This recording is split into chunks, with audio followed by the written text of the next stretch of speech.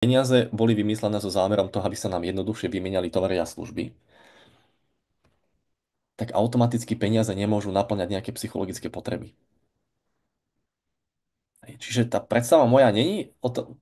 Ja neviem, ako to bolo, ale pochybujem, že to bolo tak, že tí ľudia teraz si povedali, dobre, chýba nám pocit slobody, pocit istoty a pocit bezpečia. Čo s tým spravíme? Vymyslíme peniaze.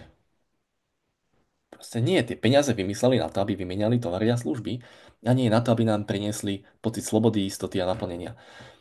A to je to, kde to začína ťažknúť o peniazoch. Ako náhle si myslíme, že zarábam peniaze preto, aby som sa cítil byť slobodný, aby som sa cítil byť istý, aby som sa cítil byť v bezpečí. Čiže ja nehovorím o tom, že peniaze nám nemôžu priniesť slobodu tú praktickú, že za tie peniaze, keď ich mám veľa, tak možno nemusím rozmýšľať, čo si v obchode kúpim, v potravinách a čo nie. Môžu mi priniesť slobodu, čo sa týka cestovania. To áno, to je tá praktická sloboda. Ale máte ľudí, ktorí si môžu dovoliť toto všetko a necítia sa byť slobodní. Čiže pocit slobody, alebo pocit istoty, alebo pocit bezpečia je niečo úplne iné ako sloboda, istota a bezpečie. To dve rozdielne veci. Peniaze nevznikli na naplňanie psychologických potrieb.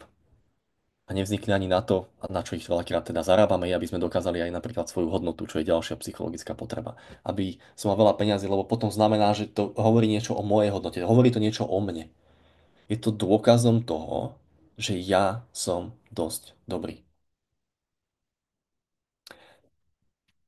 Teraz si všimnite, čo by sa stalo, keby ste, keby sme sa prestali na peniaze pozerať, na zarábanie peniazy pozerať cez to, že to hovorí niečo o vás, o vašej hodnote, že by vám to malo priniesť pocit istoty, pocit bezpečia alebo pocit slobody. A zarábali by ste peniaze len preto, že buď vás to baví, alebo si chcete kúpiť nejaké základné produkty a služby. Iba si všimnite, či to s vami niečo robí, či to prináša do témy peňazí nejakú ľahkosť.